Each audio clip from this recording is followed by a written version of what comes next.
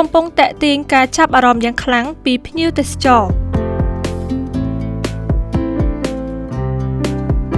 អ្នកគ្រប់គ្រងរមណីយដ្ឋានបានរៀបចំនិងត្រៀមលក្ខណៈបានយ៉ាងល្អដល់ភ្ញៀវទេសចរទាំងអស់អាចមកលេងកម្សាន្តបានយ៉ាងសប្បាយរីករាយនិងមានសុវត្ថិភាពរមណីយដ្ឋានកំពង់ទូកមានជ័យមានទីធ្លាធំទូលាយទេសភាពស្រស់បំព្រងទឹកស្ទឹងថ្លាឆ្វេងអាចងូតទឹកលេងខ្យល់អាកាសធម្មជាតិហើយមានកន្លែងអង្គុយសម្រាកនិងសេវាកម្មម្ហូបអាហារភេសជ្ជៈដើម្បីបំពេញតម្រូវការភ្ញៀវទេសចរភ្ញៀវទេសចរមកលេងកម្សាន្តនៅទីនេះបានលើកឡើងថា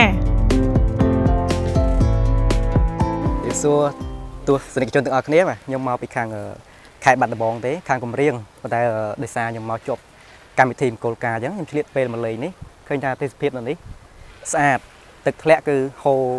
ថ្លាល្អត្រជាក់មានអារម្មណ៍ថាសប្បាយណាមួយមេឃក្តៅផងយើងបានមកលេងទឹកត្រជាក់អនាម័យនឹងការរៀបចំឃើញថាអូខេអត់អីទេស្អាតសម្រាប់ឯគាត់មានការរៀបចំដេក័រនៅរមណីយដ្ឋានក៏ស្អាតហើយសម្រាប់ខ្ញុំគឺការមកលេងនៅទីនេះគឺមានអារម្មណ៍ថាសប្បាយឃើញទេសភាពចាល្អមានព្រៃឈើមានទឹកត្រជាក់ថ្លាចាយើងអាចងូតបានមិនបារម្ភថាមានបញ្ហាហានិភ័យអីផ្សេងទេ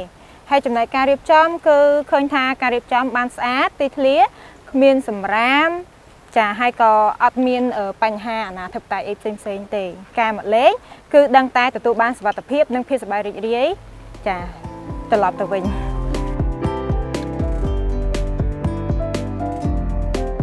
លើសពីនេះរមណីយដ្ឋានកំពង់ទូកបានត្រៀមលក្ខណៈរួចរាល់ទាំងផ្នែកសន្តិសុខសម្ដាប់ធ្នាប់អនាម័យនិងសេវាកម្មឲ្យមានគុណភាពខ្ពស់ដើម្បីតាក់ទាញភ្ញៀវទេសចរឲ្យបានច្រើនកកកក្នុងអំឡុងពេលបុណ្យចូលឆ្នាំខ្មែរហើយក្លាយជាគោលដៅដ៏ពេញនិយមមួយសម្រាប់ការលេងកម្សាន្តនិងសម្រាកលំហែទន្ទឹមនឹងនេះភ្ញៀវទេសចរបានអំពាវនាវដល់ប្រជាពលរដ្ឋអាចមកលេងកម្សាន្តនៅរមណីយដ្ឋានកំពង់ទូកខ្ញុំសូមអំពាវនាវដល់ប្រជាពលរដ្ឋនិងភ្ញៀវទេសចរជាច្រើនចា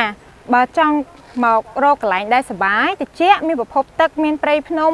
ចាទេសភាពធម្មជាតិពិតគឺអាចមកលេងនៅទឹកធ្លាក់កំពង់ទូកនេះបានហើយជាពិសេសនៅតំបន់ស្រុកសំឡូតគឺពោពេញទៅដោយរមណីយដ្ឋានដែលសម្បូរទៅដោយមាត់ទឹកហើយនិងព្រៃឈើធម្មជាតិផ្សេងៗជាច្រើនបាទខ្ញុំសូមអំពាវនាវដល់ទស្សនិកជនទាំងអស់